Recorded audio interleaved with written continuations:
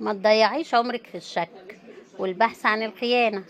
لا، عيشي حياتك، البسي وتزوقي وافرحي واضحكي وهزري وسيبيها على الله.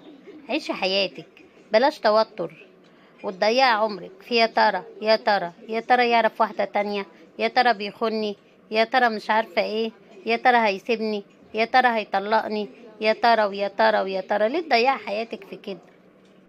على فكرة، واللي بيخاف من العفريت بيطلع له، وساعات الراجل ما بيبقاش في دماغه، بس ما بيلاقي في دماغك انت الحاجات دي بتفتحي عينيه وبيعملها. الإنسان بيعيش عمره مرة واحدة، فبلاش نضيعه. والراجل لو عايز يعمل حاجة بيعملها، اللي عايز يخون بيخون، واللي عايز يعرف واحدة تانية بيعرف، واللي عايز يتجوز على مراته بيتجوز. فانتي ما تضيعيش حياتك في القلق والخوف. عيشي حياتك، افرحي وهزري